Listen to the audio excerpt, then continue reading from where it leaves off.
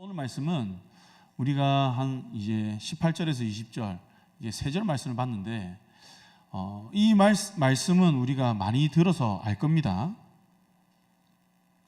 베드로의 아주 놀라운 그 믿음의 고백을 한 그러한 이제 말씀이기 때문에 너무나 잘 알 건데, 이 말씀을 우리가 9장이라는 또 좀 더 나아가서 우리가 이제 누가복음 전체, 복음서 전체를 놓고 우리가 이 말씀이 어떻게 또 들려지는지 여러분들이 한번 그러한 깨달음, 또 그러한 은혜가 있었으면 합니다. 여러분, 우리가 오늘 이 말씀 보면요, 9장 말씀을 보면 이제 처음 1절부터 우리가 쭉쭉 보면 1절부터 6절까지 어떤 말씀을 하냐면 제자들을 이제 파송하는 장면이 나오죠. 조금 전에 이렇게 열심히 믿음의 고백을 한 너희는 나를 누구냐 했을 때 주는 그리스도시요, 마태복음에서는 이렇게 얘기해요. 주는 그리스도시요 살아계신 하나님의 아들이니이다 라고 베드로가 신앙 고백을 하죠. 이 고백을 하는 이 제자들이 오늘 1절부터 보면 이제 예수님의 그 사역을 위임받아서 이제 파송이 됩니다. 여기서 우리가 분명히 알아야 되는 건 무엇이냐면, 제자들은 어떤 일을 하는 사람이냐? 바로 예수님의 일을 대리하는 사람이다라는 것을 우리가 알 수 있어야 돼요. 반드시 명심을 해야 됩니다. 우리가 제자가 되면 좋고 안 되면 그냥 제자는 특별한 사람이 되는 거지, 이렇게 하고 우리가 흘려 넘어가는 것이 아니라 예수를 믿는 사람이라고 하면 반드시 제자가 되어야 한다는 거예요. 우리 신약 성경에 보면요, 우리가 두 주인을 섬길 수 없다고 이야기하죠. 다시 말하면 우리는 세상이든지 하나님이든지 우리는 반드시 어느 한쪽을 선택해서 섬기게 되어 있다는 거예요. 이 말은 무엇이냐면 우리는 누군가에게 종이 되는 것이고, 다시 말하면 누군가에게 어떤 존재의 제자가 되며 살아갈 수밖에 없다는 거예요. 그렇기 때문에 예수님을 믿는다는 것은 그분을 따라다니는 것이 아니라 그분의 제자가 된다는 것을 의미하는 거예요. 그래서 이 제자들은 무슨 일을 하며 살아가느냐? 바로 예수님의 일을 대리하면서 살아간다. 반드시 기억해야 됩니다. 이 말은 어떠한 의미를 가지고 있냐면 사명에 따라 살아간다, 이렇게 해석할 수 있어요. 사명에 따라 살아간다. 제가 예전에도 말씀드렸지만 예수를 믿음과 동시에 주님은 우리에게 그 사명을 주십니다. 우리가 사명이라고 하면 어떤 대단한 일, 뭔가 이제 앞에 있는 목사처럼 뭔가 이렇게 목회의 일이란 이제 길 가야 되고, 어떤 특별한 찬양팀 또는 콰이어팀, 어떤 특별한 직분을 받아서 섬겨야 사명을 받는다고 생각하는데요, 그게 아니에요. 직분이 먼저 있었을까요? 아니면 예수를 믿는 그 믿음이 먼저 있었을까요? 직분이 먼저 있을까요? 아니면 그 주시는 사명이 먼저 있을까요? 직분은요, 나중에 생겨요. 하나님은 우리에게 직분을 먼저 주시지 않습니다. 먼저 사명을 주세요. 그 사명에 따라 우리가 살아감에 있어서 우리가 교회를 형성하게 되고, 또 세상에서도 우리가 살아가지만 교회 안에서 직분이 생겨나고 그렇게 되는 거죠. 근데 많은 사람들은 어떤 직분을 가져야만, 어떤 위치에 있어야만 사명자다라고 생각하는데 절대 그렇지 않습니다. 예수를 믿음과 동시에 주님은요, 우리에게 사명을 주십니다. 그 사명의 모습은 다 달라요. 누구는 크게 또 누구는 작게, 우리가 봤을 때 크게 작게로 나누어서 사명을 받았다 이야기를 하지만 주님 앞에서는요, 크고 작음이 없다는 것을 명심하시기 바랍니다. 주님이 주신 대로, 주님이 우리에게 명하신 대로 살아가는 것이 큰 것이고, 그것이 바로 주님을 기쁘시게 하는 일이라는 거죠. 저는 이러면서 한 주간 이렇게 말씀을 묵상하면서 이제 지난 금요일에 우리가 특별 금요 영성 집회를 했죠. 봄맞이. 하정환 목사님 오셔서 말씀 전했는데 그분이 이런 말씀 하시더라고요. 내가 살아야 하는 이유가 무엇인가? 바로 사명이다. 그러면서 충격적인 말씀을 하세요. 사명이 없는 자의 삶은 썩은 물고기와도 같다, 이렇게 표현을 하는 거예요. 오신 분들은 알 거예요. 우리 도니 형제 나 왔다고 계속 이렇게 하고 있는데, 오신 분들은 이제 기억나시죠? 내가 살아가야 하는 이유는 무엇인가? 사명. 왜? 예수를 믿기 때문에. 예수를 믿는 사람은 반드시 사명을 받았기 때문에 그 부르심의 목적대로 살아가는 것이 사명이라는 거예요. 근데 예수를 믿으면서도 사명이 없는 자는 썩은 물고기가 같다는 거예요. 그의 삶은 우리가 화려한 것을 치장하여도, 우리가 좋은 것을 먹고 좋은 것을 타고 다녀도, 좋은 집에 살아도 주님께서 우리에게 주신 사명대로 살지 못하면 우리는 그냥 썩은 물고기와 같다. 우리 삶이 그렇다는 거죠. 썩은 물고기 어떻습니까? 냄새나죠. 쓸데가 없습니다. 저는 이 말을 듣고 참 많이 울었습니다. 정말 설교를 들으면서 운 게 얼마 만인지 기억이 안 나는데요, 기도하면서 운 게 아니라 설교를 듣는데 눈물이 줄줄줄 나더라고요. 왜 그럴까? 알 수 없는 이게 마음의 복받침도 있었고, 정말 이게 예수에 대한 묵상과 사명이 없는 자는 썩은 물고기, 나는 그러면 지금 사명대로 살아가고 있나? 여러분들이 보시기에는 어떤지 잘 모르겠습니다. 목사라는 직분이 있으니까 당연히 사명대로 살아간다고 볼 수도 있지만 그렇지 않아요. 목사라고 해서 다 사명대로 살아가는, 그건 아닌 것 같습니다. 냉정하게. 그러면서 내가 정말 사명대로 살아가고 있는가? 예수를 만난 자, 예수를 경험한 자로 내가 지금 살아가고 있는가? 주님이 부르신 대로 내가 지금 목회를 하고 있는가? 지금 내 삶의 동력이 주님이 주신 사명인가? 계속 이런 물음에 제가 명확하게 대답을 못 하겠더라고요. 맞습니다, 주님. 나 그렇게 사명대로 살아가고 있습니다. 자신 있게 내가 대답을 못 하겠더라고요. 그래서 얼마나 울었는지 모릅니다. 이 나이에 참 울기 쉽지 않은데, 그죠? 그러면서 주님 죄송합니다. 주님 죄송합니다. 내가 예수를 보지 못해서 죄송합니다. 그러한 말만 계속 되뇌이면서 기도를 했었습니다. 그러면서 참 이번 주 설교가 참 희한하게 이게 잘 접목이 되더라고요. 제가 묵상한 가운데서 나의 예수, 정말 내가 예수 믿고 있는가? 정말 내가 예수를 믿고 있는가? 내가 만들어낸 예수 말고 성경에서 말하는, 지금 예수님 말씀하시잖아요, 이러한 예수님의 이 복음을 믿는 자로 내가 살아가고 있는가? 계속해서 되뇌게 되더라고요. 여러분 꼭 명심하십시오. 제자는요, 스승의 일, 다시 말하면 예수의 일을 대리하는 사람입니다.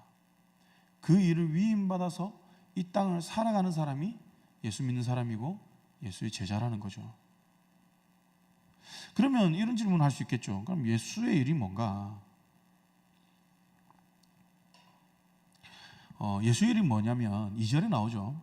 예수님은요, 제자들에게 하나님 나라를 선포하고 또 귀신을 쫓아내고 병 고치는 사역을 하라고 이야기를 합니다. 그러면서 파송을 합니다. 바로 이게 예수의 일이에요. 예수님이 지금까지 해오시던 일, 하나님 나라, 쉽게 이야기하면 복음을 선포하는 것, 메시아 선포하는 것, 그리고 귀신을 쫓아내고 병을 고치는 것, 이 사역을 하는 겁니다. 그런데 말씀을 보면 예수님께서 제자들을 보내실 때 그냥 보내지 않아요. 어떻게 합니까? 예수의 이름에 대한 권한을 주십니다. 그리고 그 권한을 행할 수 있는 능력을 주세요. 능력을. 여러분 이 부분에서 참 우리가 참 잘 알았으면 하는 부분이 뭐냐면, 우리 그리스도인들이 능력 다 받고 싶죠. 능력 받기 싫은 사람 누가 있겠습니까? 저도 능력을 받고 싶어요. 그래서 떠나가라 이러면 막 귀신이 막 떠나가고, 뭐 암은 치유될지어다 하면 막 암이 막 치유되고, 그 능력이 일어나면 얼마나 좋아요. 그렇잖아요. 안 그런가 보네요. 너무 이렇게 쎄하게. 그런데 중요한 건 뭐냐면, 예수님은요, 누구에게 능력을 주냐는 거죠. 그냥 능력 달라고 한 사람에게 능력을 주는 게 아니라 예수님의 일, 주의 일을 하는 자에게 그런 능력을 주신다는 겁니다. 꼭 명심하시기 바랍니다. 주의 일을 하는 것도 아닌데 능력 달란다고 주님이 주시는 게 아니에요. 제가 몇 번을 설명했을 겁니다. 은사를 주시는 이유가 뭐냐? 그 은사를 가지고 주의 일을 하라고. 방언을 주시는 이유가 뭐냐? 그 방언 가지고 기도하라고. 예언의 은사를 주시는 이유가 뭐냐? 그 예언의 은사를 통해서 교회와 민족들을 위해서 기도하라고. 선지자들 보세요. 예수님, 하나님께서 다 예언의 은사를 주셨잖아요. 다 가르쳐 주시잖아요. 다니엘에게도, 엘리야에게도, 엘리사에게도, 모든 선지자들에게 어떠한 일이 일어날 것이다. 민족들 가운데 어떠한 일이 일어날 것이다. 이러한 심판을, 이러한 재앙을 피할 길은 이것이다. 선포하라.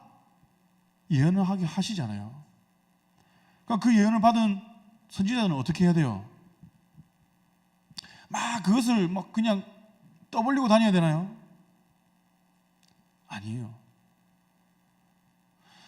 그 예언을 받은 사람은 그 예언을 통해서 민족을 위해 울 수 있고, 정말 이 타락한 우리 민족의 죄를 위해서 회개할 수 있고 중보할 수 있고, 그리고 그 주님의 마음으로, 그 사랑의 마음으로 민족들 가운데 회개하라고 선포할 수 있는 사람에게 그걸 보여주신다는 거예요. 바로 그러한 거죠, 능력이란 게. 그래서 우리가 생각하는 그 능력과는 좀 다른 겁니다. 능력은 달라해서 받는 게 아니라 주의 일을 하는 자에게는 반드시 주신다는 거예요. 그렇게 제자들은요, 자신의 것으로는 감당할 수 없는 일들이지만 예수께서 그 권한을 행한 능력을 주심으로 인해서 그들은 감당할 수 있고, 그들은 그 받은 것을 그냥 활용하며 나아가면 된다는 거죠. 이 말은 예수의 능력이 아니고서는 제자로서의 사명을 잘 감당할 수 없다, 우리가 이렇게 볼 수가 있을 것 같습니다. 그런데 제자의 사역을 보면 귀신을 제어하고 병을 고치는 이 능력과 이 권위를 주셨다고 하는데, 그럼 귀신을 제어하지 못하면 제자가 될 수 없는 것인가? 사실 요즘 시대 어때요? 초대교회 때랑 좀 다르죠. 지금 내 삶 가운데서 보면요, 귀신을 제어하고 병을 고쳐야 제자라고 하는데 지금 나는 그럼 제자가 아닌 건가? 이렇게 해석할 수 있겠죠? 아닌가요? 네. 그래서 많은 사람들은 어떻게 해요? 이런 본문을 보면 이것은 그때 그 일이고 지금 나의 현실과는 동떨어진 일이다, 이렇게 받아들이고 그냥 넘어간다는 거예요. 그런데 여러분, 우리가 이 말을 어떻게 해석하는 게 조금 이제 바람직하냐면, 그 당시에는요, 죽기, 다시 말하면 귀신을 쫓아내는 그런 사역, 그리고 병 고치는 그 치유의 사역은요, 정말 긴급한 사회 봉사 활동이었습니다. 그 당시에 큰 대형 병원이 있었습니까? 4차 병원이 있었어요? 여러분 의료원이라도 있었겠어요? 좋은 이렇게 항생제라도 있었겠어요? 그런 게 없었죠. 그렇기 때문에 그 당시에는요, 이런 병 고치는 것, 귀신 들린 자를 치유하는 것, 이것은요, 단순한 어떤 이제 초자연적인 능력이기도 하지만 그 당시에 연약한 자들, 사회에서 배척받는 자들, 그들에게는 너무나도 필요했던, 절실했던 섬김이었던 거예요. 그러니까 지금으로 이야기하면 소외받는 그러한 사람들에게 우리가 가진 것을 베풀어 주는 것을 우리가 이해할 수 있겠죠. 그것으로 연약한 자들을 돌아보며 예수의 이름으로 우리가 그들에게 손을 내밀고 도와주는 것들. 병원이 이렇게 우리는 많으니까 그러한 사람도 있으면 예수를 전하면서 그들의 필요를 채워주는 것들. 예수님의 사역을 한번 보세요. 예수님은요, 병만 고치고 끝내지 않습니다. 귀신만 쫓아내고 끝내지 않아요. 항상 무엇이 따라다니냐? 바로 하나님 나라의 선포, 복음의 선포가 따라다녀요. 제자들에게도 명한 건 뭐냐? 야, 너희가 가서 사회봉사만 해라, 이게 아니라 하나님 나라를 선포하라는 거예요. 그 섬긴 가운데 하나님 나라를 선포하라는 겁니다. 예수의 이름으로 하라는 거죠.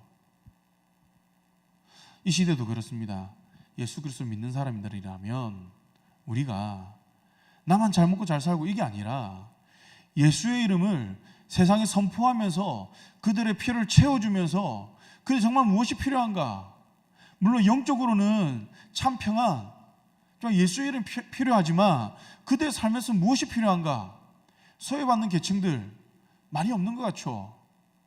청소년들 중에서 바꾸는 사람들 얼마 없는 것 같죠? 제가 어제 기사를 봤는데요, 너무 많다고 합니다. 55만 명 이상인가? 그거보다 훨씬 많대요. 그래서 어떤 식당 연합인가? 뭐 이렇게 해가지고 그냥 청소년들에게 어떤 무슨 쿠폰을 주면서 그냥 그것만 가지고 오면 그 식당에서 밥을 준대요. 그 가맹점들, 그렇게 사장님들 뜻을 모아서 식당을 차린 분들이, 식당 운영하는 분들이 있대요. 기사를 보셨는지 모르겠지만 그것처럼 지금 이 시대에도 너무나도 이게 배를 줄이고 있는 사람들이 너무 많고, 우리가 알잖아요. 학대받는 어린이들 얼마나 많아요. 생각보다 많죠. 언론에 나오는 것만 그 정도지. 얼마나 사회적으로 핍박받는 사람들이 많이 있습니까? 그들에게 우리가 예수의 이름으로 다가가야 한다는 거죠. 물론 그들에게만 다가가는 것이 아니라 우리가 보면요, 예수님께서는 지도자들에게도 바리새인들에게도 회당에서도 모든 곳에서 선포를 하셨습니다. 그러니까 복음을 가리면서 선포하는 것이 아니라 우리가 이 사회 모든 부분에서 복음을 선포하며 예수의 제자로 살아가야 한다는 거죠. 그래서 주님은 첫째 되는 계명을 마음을 다하고 목숨을 다하고 뜻을 다하여 주 너의 하나님 사랑하라 이렇게 말씀하셨고, 두 번째 계명은 무엇이라고 합니까? 그와 같으니 내 이웃을 내 몸과 같이 사랑하라. 그와 같으니, 이게 중요해요. 그와 같으니가 뭘까요? 바로 앞에 나온 것. 하나님을 어떻게 사랑해야 된다? 마음을 다하고 목숨을 다하고 뜻을 다하여 사랑하듯이 너희는 똑같이 마음을 다하고 목숨을 다하고 뜻을 다하여 내 이웃을 사랑하라고 이야기를 하는 거죠. 여러분들, 어쨌든 중요한 건 뭐냐? 제자들은 가르침을 받아서 예수의 일을 위임받아서 행하는 자들이다. 그럼에 있어서 중요한 것은 무엇이냐? 전적으로 하나님만을 의존하고 신뢰하는 것이다. 사람을 의지하는 것이 아니라는 거죠. 이런 삶이 지금 이 시대에도 요구가 되고 있다는 것, 여러분들 꼭 기억하시기 바랍니다. 그러면서 많은 사람은 자신이 제자라고 생각하지만 내가 정말 제자인가? 한번 여러분들 스스로에게 물음을 던져보는 것도 저는 너무나도 좋을 것 같아, 그런 생각이 듭니다. 그리고 7절부터 9절 말씀 보면 이러한 소문들이, 예수의 제자들의 그 행함과 또 예수에 대한 소문들이 누구의 귀에 들어가냐? 헤롯의 귀에 들어가요. 그러니까 이 소문을 듣고 헤롯이 어떻게 되느냐? 심히 당황합니다. 당황. 예수의 복음을 들은 자들은 대부분은 기뻐하죠. 근데 헤롯은 당황합니다. 왜냐? 어떤 사람들은 이 예수에 대해서 이렇게 이야기를 해요. 세례 요한이다. 엘리야다. 구약에 나오는 어떤 그 한 선지자가 다시 살아났다. 그렇게 이야기를 하는 거죠. 근데 이 이야기를 듣고 왜 헤롯이 당황하느냐? 이 등장인물을 보면요, 요한, 엘리야, 선지자, 이들의 공통점은 무엇입니까? 바로 하나님을 향한 절대적 충성을 보인 사람이다. 두 번째는요, 이게 중요한데, 당대 권력자들에게 이들은 정치적으로 위협적인 존재였다. 이들은 정치적으로 절대 위협을 가하려고 한 게 아니에요. 복음을 전했고 진리를 전했고 하나님 말씀을 선포했을 뿐인데, 권력을 가진 자들이 자신의 자리가 위협받는다고 생각하는 거예요. 헤롯도 그랬다는 거죠. 그러니까 이러한 예수님의 소문에 대해서 당시 지도자들은 민감할 수밖에 없었던 겁니다. 이러한 이유에서 헤롯은 의문을 품습니다. 예수는 과연 누구인가? 그래서 그를 보고자 합니다. 이 보고자 함에 있어서는 정말 예수가 정말 복음 전한 자로, 정말 메시아로서, 그래서 내가 그의 교훈을 듣고 그의 말씀 들어야겠다, 이래서 보고자 하는 게 아니라 그 마음 가운데 조바심이 있기 때문에 그 조바심의 표현으로 보고자 한다는 거예요. 이렇게 예수를 보고자 하는 헤롯의 상황을 끝으로 어떠한 사건이 이어지느냐? 바로 오병이어의 사건이 이어집니다. 10절에서 17절이죠. 이 사건을 보면서 우리가 알 수 있는 건 뭐냐면, 예수가 누구인가? 헤롯이 그러죠. 예수가 누구인가? 예수를 보고자 한다. 이 예수에 대한 의문을 품었는데, 그 예수가 누구인가를 오병이어 사건을 통해서 예수님은 보여주시는 거예요. 보면요, 예수님과 제자들은 이제 열심히 사역했죠. 제자들이 열심히 사역했어요. 정말 이게 진행을 다 쏟을 정도로 열심히 사역하고 돌아왔어요. 얼마나 힘들까요? 그래서 예수님은 이 제자들과 함께 이제 쉴만한 곳을 찾아서 갔던 것 같아요. 이렇게 추정하는 이유가 뭐냐면, 바로 이동한 곳이 어디냐? 벳세다라는 거죠. 벳세다. 10절에 벳세다는 어느 곳이냐? 베드로와 안드레와 빌립 등의 그런 제자들의 집이 있는 곳이 벳세다였어요. 그래서 주님은 주님의 사역을 감당했던 제자들에게 힘을 주고자 했음을 우리가 알 수 있습니다. 그런데 문제는 뭐냐? 수많은 무리들이 눈치 없이 쫓아오는 거예요. 좀 쉬어야 되는데 아무 눈치 없이 계속 예수의 말씀을 듣고자 거기서 나오는 이제 어떠한 그 능력과 그 은혜를 경험하고 계속 쫓아다니는 거예요. 그런데 예수님의 반응은 어떻습니까? 쉬어야 되니까 가십시오. 오늘은 영업이 끝났습니다. 오늘은 나의 능력이 끝났습니다. 내일 오십시오. 뭐 이렇게 합니까? 아니죠. 그들을 영접한다고 이야기를 합니다. 영접한다. 그냥 이게 이렇게 하는 게 아니라, 그래 내가 받아줄게 이게 아니라 영접한다는 거예요. 영접한다는 거. 정성을 다해서 불청객으로 여기지 않고 귀찮아하지 않고 그들을 귀하게 맞아주신다는 거예요. 마치 한 영혼이 천하보다 귀하다는 이 말씀처럼 예수님은 자기의 피로와 제자들의 피로와 이 모든 상황들이 지금은 쉬어야 되는 상황이지만 한 영혼을 위해서라도 자기가 누려야 될 것을 다 포기한다는 거예요. 자신들의 삶, 편안한 삶, 휴식, 인간의 기본적인 욕구 다 포기한다는 거예요. 당시 지도자들과는 전혀 다른 예수님의 모습을 볼 수 있죠. 그러다가 날이 저물어 갑니다. 우리가 잘 알다시피 이제 먹을 게 없어요. 무리에게 뭔가 먹을 것을 줘야 되는데 사람이 한두 명이에요. 장정만 5,000명이라고 이야기를 하죠. 그냥 이렇게 아이들 이거 다 빼고 그냥 성경에 나온 숫자만 우리가 한번 생각해 봅시다. 5,000명. 우리 본당에 앉을 수 있는 숫자가 몇 명일까요? 한 1,200석 정도 되지 않을까? 그렇게 생각됩니다. 제가 지난주에 이제 사랑의 교회에서 사역하고 있는 동생을 잠깐 만났는데 그 본당 좌석수가 6,000석이래요. 저는 안 그려져요. 보질 않았기 때문에 6,000석이 도대체 얼마나 하는지 이렇게 그림이 안 그려져요. 이렇게 모르기 때문에. 어마어마하게 크다는 건 알 수 있겠죠. 예. 우리 본당이 한 6배 생각을 해보면 엄청 크다는 건 알 수 있을 것입니다. 근데 어쨌든 5,000명 그들이 먹을 걸 줘야 돼요. 여러분, 빵 하나씩만 줘도 돈이 얼마나 들까요? 근데 예수님이 제자들에게 너희가 줘라 이렇게 이야기를 한 겁니다. 예수님이 너무 무책임해 보이는 것 같죠? 그런데 여러분, 1절에서부터 쭉 이어져 오는 말씀을 보세요.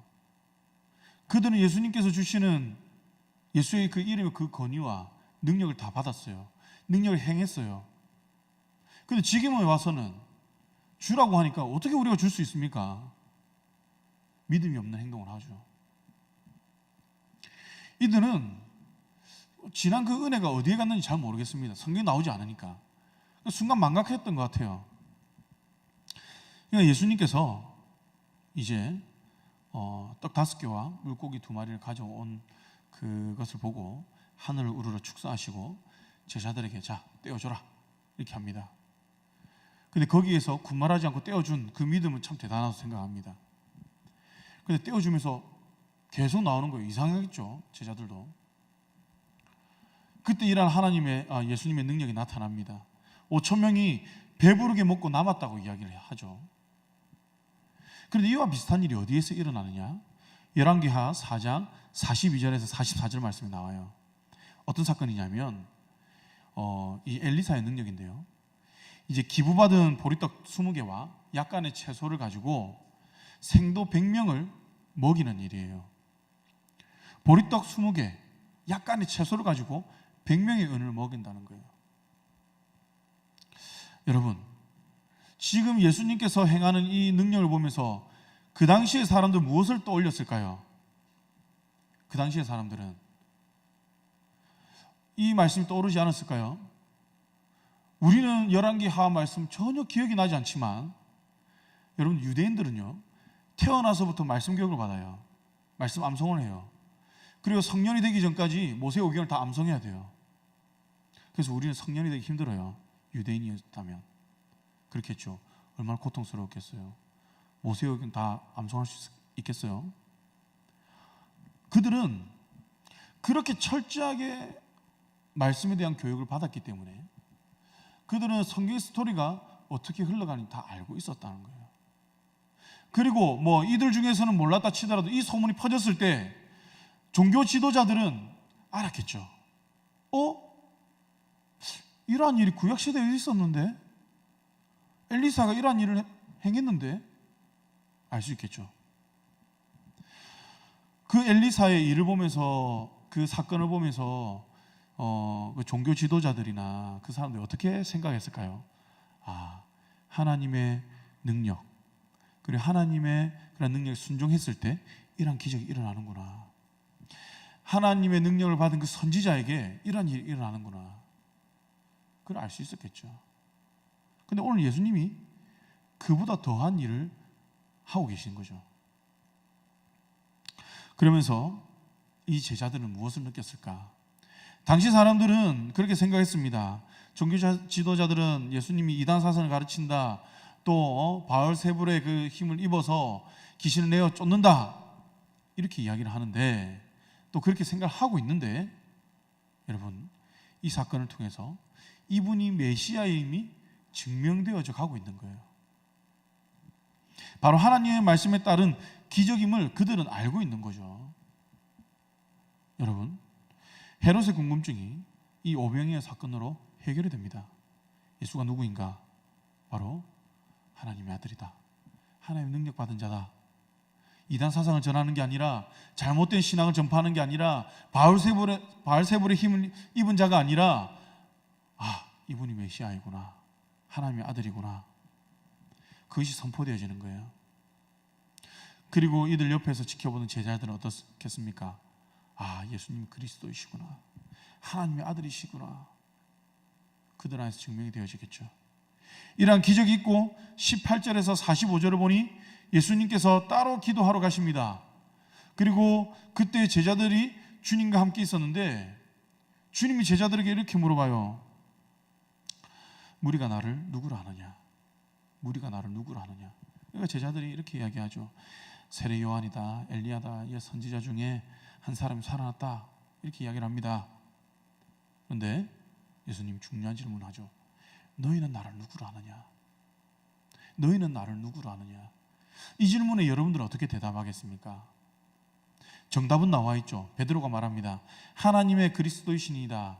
마태복음 16장 16절에서 주님 그리스도시요 살아계신 하나님의 아들이시니이다. 정답이에요. 베드로는 정확하게 정답을 이야기합니다. 여러분, 오늘 누가복음 말씀에는요, 이 말씀 이후에 칭찬이 빠져 있는데, 마태복음 말씀에는 베드로를 칭찬하는 말씀이 나옵니다. 그런데 마태복음과 누가복음의 공통점은 무엇이냐? 칭찬이 아니라 그 뒤에 나오는 말씀인데요, 바로 경고하사. 아무에게도 이것을 알리지 마라. 이상하죠? 믿음의 고백, 정답을 이야기했는데 아무에게도 알리지 말래요. 참 의아하지 않습니까? 그런데 이게 너무 중요한 거예요. 왜냐하면 이 표현이 지금 제자들이 예수님을 이해하고 있는 그 상태를 가르쳐주고 있기 때문이죠. 예수님께서는 베드로가 맞는 답을 얘기했지만 그의 신앙의 이 고백의 의중이 어디에 있느냐? 정치적 그 승리를 통해서 민중의 회복을 가져올 영광의 메시아로 베드로는 알고 있었다는 거예요. 우리가 2주간 계속해서 제자들의 모습을 통해 세계관이 우리에게 얼마나 중요한 것인지, 왜 우리가 기독교 세계관으로 변화되어야 되는지를 함께 나누었죠. 이들은 또 베드로는 예수님이 말하는 그 메시아와 지금 자기들의 메시아는 다르다는 거죠. 그럼에 있어서 베드로는 지금 이렇게 고백을 하는 겁니다. 예수님 제자들이 함구령을 내립니다. 그리고 예수님은 무엇을 가르치냐? 고난과 죽음을 가르쳐요. 고난과 죽음. 그리고 예수를 따르는 길이 어떠한 길인지를 가르칩니다. 그러나 예수님은 고난받고 죽음을 당한다고 그리스도가 패배하느냐? 그게 아니다. 그 뒤에 나오는 변화산 사건을 통해서 정말 예수님의 실체를 보여주십니다. 원래 실체는 천상의 강체로 증명이 되죠. 이 사건을 통해서. 그래서 예수님의 그 신성이 그들에게 보여지는 것입니다. 그리고 바로 나온 사건이 무엇이냐? 귀신 들린 아이를 낳지 못하게 하는, 제자들이 귀신 들린 아이를 낳지 못하게 해서 그 부모가 예수님께 데리고 나오는 거예요. 1절까지만 해도 제자들은 귀신을 내어 쫓고 병을 고치고 그렇게 사역을 했는데, 지금 그들은 귀신을 내어 쫓지 못하는 그런 상황인 겁니다. 왜 그럴까요? 이들의 믿음의 고백이 예수님이 말씀하시는 그 메시아와는 다르다는 거예요. 그렇기 때문에 능력이 나가지 않고 있다는 거죠. 예수님은 이를 통해서 무엇이냐? 제자들의 믿음을 지적해요. 제자들의 믿음을. 물론 1절에서는 그들이 정말 담대한 믿음을 가지고 나아갔기 때문에 예수님의 그 권능을 행하면서 그들은 사역을 했을 것입니다. 그런데 지금은 그들의 믿음을 지적하는 거예요. 그렇게 멋있는 믿음의 고백을 했음에도 불구하고. 그리고 예수님은 어떻게 합니까? 그 치유해 주죠. 귀신 들린 아이를 치유해 주십니다. 그리고 예수님은 다시 자신의 고난에 대해서 이야기를 해요. 그럼에도 이들이 깨닫지 못하고 있다고 45절에서 말하고 있습니다. 아직까지 제자들은 내가 말하고 있는 고난의 예수, 죽음, 십자가의 길, 이것을 알지 못한다 이야기하고 있는 거예요. 그러면서 제자들 사이에 또 어떠한 논쟁이 일어나요? 누가 큽니까? 누가 크니까? 변론이 일어나고 있어요. 여러분, 9장 스토리를 쭉 이어보면서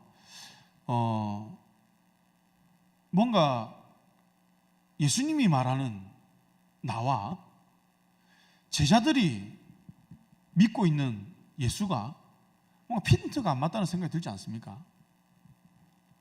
믿음의 고백을 하는데 고난의 예수님의 말에 이해를 계속 못하는 거예요. 그게 예수님은 45절에서 이들이 알지 못한다고 이야기를 하는 거예요. 그들이 이 말씀을 알지 못하니 이는 그들로 깨닫지 못하게 숨긴 바 되었습니다. 그들은 아직 깨닫지 못하는 거예요. 예수님은요, 그러나 포기하지 않고 이 제자들의 그 질문을 계속 바꿔가면서 똑같은 패턴으로 계속 이어져 갑니다. 제자들과의 모습이. 선포하시고 제자들은 알겠습니다 했지만 정말 이제 그 깨닫지 못하는 그런 모습으로 계속 반복되어져 가며 훈련을 받고 있죠. 사랑하는 다니엘 청년 여러분, 제자들은 예수를 살아계신 하나님의 아들이라고 고백을 했습니다. 그러나 이 고백의 이면에는 자신들이 바라는 그 메시아로 이해하고 받아들이면서 고백을 했다는 거죠. 이들이 입으로 한 고백은 너무나도 성경적으로 맞는 고백이지만 그들의 마음을 보신 예수는 함구령을 내립니다. 그래서 너희가 잘못 가르칠까 봐, 너희가 올바로 깨닫지 못하고 있는 상황에서 제자 삼으로 가면 잘못된 것을 가르치기 때문에 지금 막고 있는 거예요. 때가 아니구나. 그래서 예수님 계속 훈련시킵니다. 언제까지? 이 예수에 대해서 바로 알 때까지. 그때까지 일을 맡기는 게 아니라 훈련시키는 거죠. 저는 이 말씀 묵상하면서 제자들은 보여주신 예수가 아니라 자신이 만든 예수를 믿고 있다는 생각이 들었습니다. 이전에도 한번 말씀드렸죠. 출애굽기에서 이제 백성들이 모세가 하나님의 부르심에 따라 시내산 올라갔는데 계속 안 내려오니까 무엇을 만들죠? 금송아지를 만들죠. 그러면서 뭐라고 합니까? 애굽에서 너희를 인도하여 낸 신이다. 그렇게 이야기를 하죠. 이 금송아지를 보면서 백성들이 불안했던 거예요. 눈에 보이는 하나님의 그 대리자 모세가 눈에 안 보이니까 불안했던 겁니다. 이 강야에서 어떻게 하지? 그래서 눈으로 만지고 볼 수 있는 어떤 신상을 세우는 거예요. 그 신상을 세우고는 이 신상이 우리를 애굽에서 인도하여 낸 하나님이다, 신이다, 그렇게 여긴다는 거예요. 뭡니까 여러분? 자신들의 만족을 위해서 만든 거예요. 당시 제자들도 그랬습니다. 우리가 2주간 세계관의 변화에 대해서 말씀드렸죠. 여러분, 제자들은 지금 자신들에게 또 민족들에게 필요한 것이 무엇인지 너무나 잘 알고 있었어요. 제자들뿐만이에요. 그 당시에 모든 사람들은 메시아 대망을 꿈꾸며 살아갔어요. 왜? 너무 핍박이 심하니까. 로마의 압제에서. 그런데 우리를 해방시켜 줄 만한 분이 나오셨다. 예수다. 그래서 그들은 해방을 꿈꾸며 이 예수를 따라갔습니다. 그들의 욕구를 이분을 통해서 충족받을 수 있을 것 같아가지고, 이분이라면 우리 민족을 해방시켜 줄 수 있을 것 같아. 그렇기 때문에 예수를 따랐다는 거죠. 그들은 예수님이 자신들이 원하는 모습으로 사역해 주기를 바랐습니다. 그들은 자신들이 원해주는 모습으로 예수님이 세워졌으면 좋겠다, 세워졌으면 하는 마음이 있었다는 거죠. 입으로는 멋있는 믿음의 고백을 하지만 그 마음의 의도는 예수님의 가르침과 전혀 달랐다는 거예요. 다른 목적을 가지고 있었다는 거죠. 이러한 모습이 이 시대에도 저는 팽배하다고 생각합니다. 교회가 물질 막론주의에 빠져 있고, 목회자도 입술로는 예수를 말하지만 마음으로는 예수를 통해서 자신의 뜻을 이루고자 하는 그러한 목회자가 얼마나 많은지 모르겠습니다. 거기에 저도 해당될 수 있겠죠. 그래서 정신을 차리고자 계속해서 노력은 하고 있는데요, 우리 한순간 놓치면 우리가 그렇게 된다는 거예요. 그런데 이게 이렇게 목회자, 교회만 그렇습니까? 우리 모든 그리스도인이라고 하는 성도들도 그렇죠. 예수를 고백하고 따르기는 하지만 예수를 통해서 누릴 복에만 관심이 있다는 거예요. 다시 말하면 내가 예수를 믿는다고 하지만 우리가 성경에서 말하는 예수를 믿고 있는지 면밀히 살펴봐야 한다는 거예요. 어떻게 보면 우리는 성경에서 말하는 예수를 믿는 게 아니라 내가 믿고 싶은 예수를 믿고 있는 경우가 많다는 겁니다. 시험 합격해 주시는 예수, 좋은 직장에 취업시켜주는 예수, 세상에서 나를 높여줄 수 있는 그 예수, 부를 누리게 할 수 있는 예수, 좋은 집을 주는 예수, 좋은 차를 타게 하는 예수, 사업을 번창하게 하는 그 예수를 우리가 믿고 있는 경우가 많다는 거예요. 성경에서 말하는 예수에는 우리 관심이 없다는 거예요. 여러분, 금요영성 집회 때 이제 또 하정환 목사님 했던 말씀이 또 떠오릅니다. 그분이 이제 어머니 소천을 앞두고 이렇게 있었는데, 어머니가 이제 권사님이셨는데 계속 내 지옥에 갈 것 같아, 지옥에 갈 것 같아, 그렇게 말씀하셨대요. 그런데 나중에 이제 어머니 기도하고 이렇게 복음을 전하고 하면서 어머니 가운데 이제 그 평안이 찾아오셨어요. 이제 몰핀을 안 맞아도 그 아프지 않다고, 그 고통을 느끼지 않는, 그게 무엇일까?